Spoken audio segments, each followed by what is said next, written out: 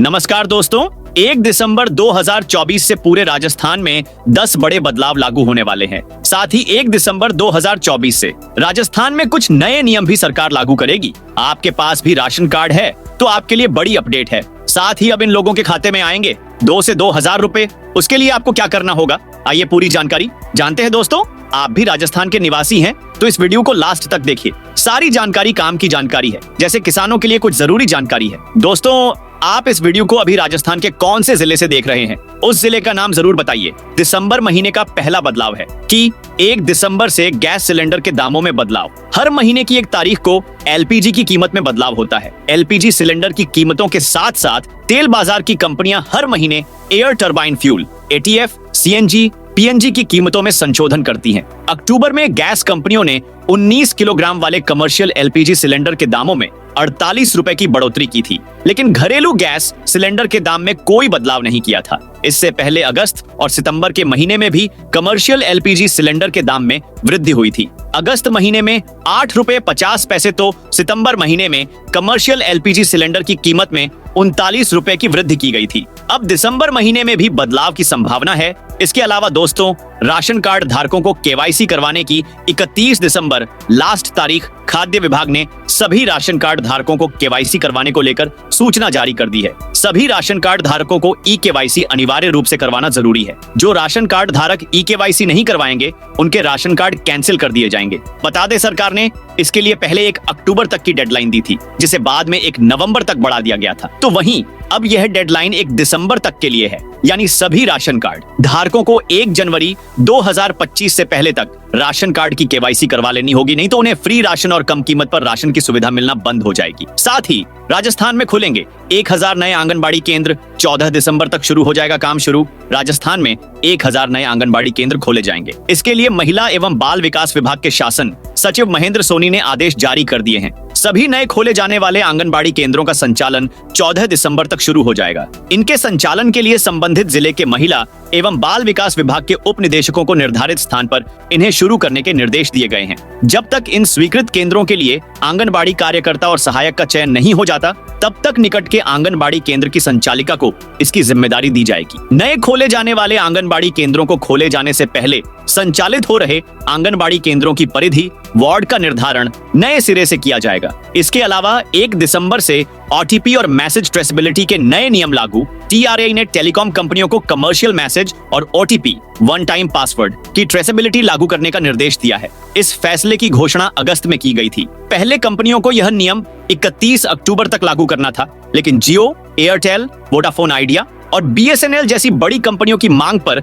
इसे 31 नवंबर तक बढ़ा दिया गया। अब जब नवंबर में इसकी समय सीमा समाप्त होने जा रही है, तो टेलीकॉम कंपनियों को कमर्शियल मैसेज और ओटीपी मैसेज को ट्रैक करने के लिए ट्रेसेबिलिटी नियम को लागू करना होगा। इस नियम को लागू करने की लास्ट डेट अब 1 दिसंबर तय किए जाने की तैयारी है। हाल ही में ट्राई की तरफ से सभी टेलीकॉम ऑपरेटर्स को नया आदेश दिया गया है। इसके अलावा किराए के कमरे में रह रहे छात्रों को मिलेंगे प्रतिमाह 2000 रुपए ऐसे छात्र जो जिला मुख्यालयों पर संचालित राजकीय महाविद्यालय में स्नातक व स्नातकोत्तर शैक्षणिक पाठ्यक्रम कला, विज्ञान एवं वाणिज्य संकाय में अध्ययनरत हैं एवं घर से दूर किराए पर रहते हैं। उनके लिए सामाजिक न्याय एवं अधिकारिता विभाग की ओर से अंबेडकर डीबीटी वाउचर योजना चलाई जा रही है। इस योजना के तहत उन छात्रों के लिए आवास, भोजन एवं बिजली पानी की सुविधाओं के लिए पुनर्भरण राशि के रूप में हर साल मार्च माह तक 2000 रुपए प्रतिमाह 10 महीने के लिए दिए जाएंगे। प्रत्येक विद्यार्थी को अधिकतम 20,000 रुपए दिए जाएंगे। यह योजना शैक्षणिक सत्र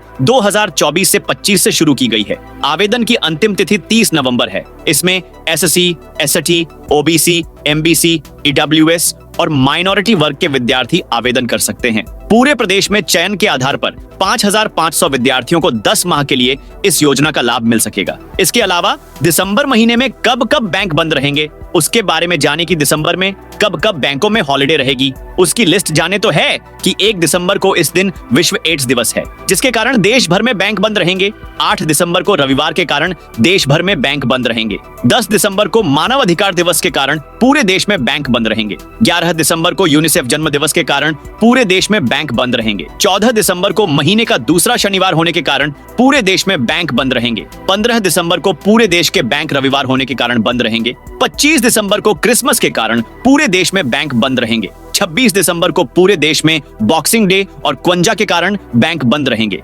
28 दिसंबर को देश भर के बैंक महीने का चौथा शनिवार होने के कारण बंद रहेंगे। 29 दिसंबर को पूरे देश के बैंक रविवार के कारण बंद रहेंगे।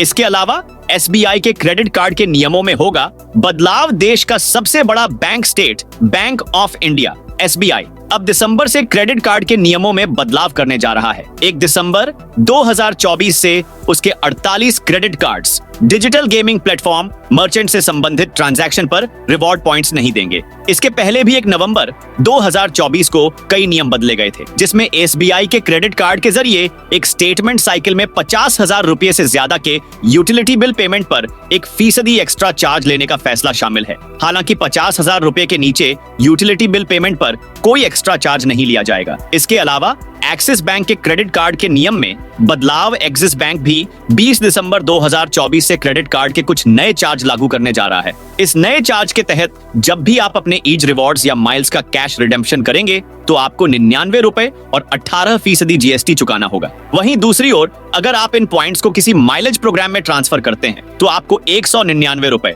और उस पर 18% GST चुकाना होगा। बैंक द्वारा एक्सिस बैंक के Atlas credit card, Samsung Axis Bank Infinite credit card, Samsung Axis Bank credit card, Axis Bank Magnus credit card burgundy variant सहित और Axis Bank Reserve credit card पर यह नियम लागू होगा। इसके अलावा राजस्थान के स्कूल पाठ्यक्रम में बड़े बदलाव की तैयारी। विश्व स्तर पर प्रतिस्पर्धा में भारत को यदि अग्रणी बनाना है तो IT और AI के क्षेत्र में नंबर 1 बनना अनिवार्य है। यह तभी संभव हो सकेगा जब छात्र स्कूल स्तर पर ही इन क्षेत्रों से जुड़ सकें।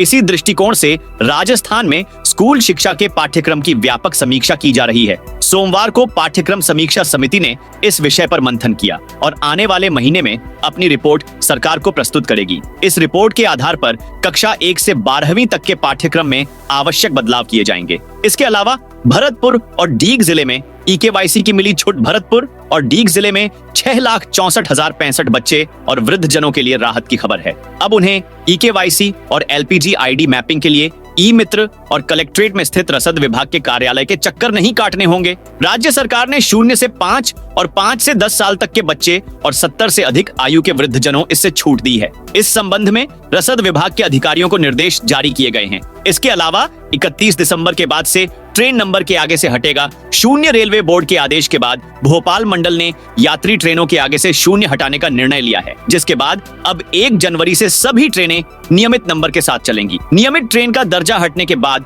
ट्रेनों का किराया भी कम होगा। वरिष्ठ मंडल वाणिज्य प्रबंधक सौरभ कटारिया ने बताया कि रेलवे बोर्ड के निर्देश पर सभी यात्री ट्रेनें जो PSPC नंबर 0 से शुरू होने वाले नंबर के साथ चल रही हैं, उन्हें फिर से नियमित ट्रेन नंबर जैसा कि पूर्व कोविड अवधि में चल रही थी के साथ चलाया जाएगा। जंक्शन से चलने वाली सभी यात्री ट्रेनें ICF ऑफ मेमू का फिर नंबर निर्धारण किया गया है। वर्तमान 0 नंबर प्रणाली के बजाय इन्हें नियमित ट्रेन नंबर से चलाया जाएगा। यह परिवर्तन 1 जनवरी 2025 से प्रभावी होगा। स्पेशल टेरन का दर्जा खत्म होने से किराया भी कम होगा। इसके अलावा आधार कार्ड अपडेट के नए नियम 1 दिसंबर 2024 से आधार कार्ड प्रक्रिया को और सरल और तेज बनाया जाएगा। UIDAI ने तय किया है कि हर 10 साल में आधार कार्ड का रिवाइज्ड वेरिफिकेशन अनिवार्य होगा। यह कदम फर्जी पहचान को रोकने और डेटाबेस को अपडेट रखने के लिए उठाया गया है। इसके अलावा इलेक्ट्रिक वाहनों के लिए नई सब्सिडी। इलेक्ट्रिक वाहनों को बढ़ावा देने के लिए सरकार 1 दिसंबर 2024 से नई सब्सिडी स्कीम लागू करेगी। EV चार्जिंग स्टेशनों की संख्या भी बढ़ाई जाएगी। तो दोस्तों, यह थी दिसंबर महीने के बारे में जानकारी। आप इस वीडियो को कौन से जिले से देख रहे हैं, उस जिले का नाम बताइए।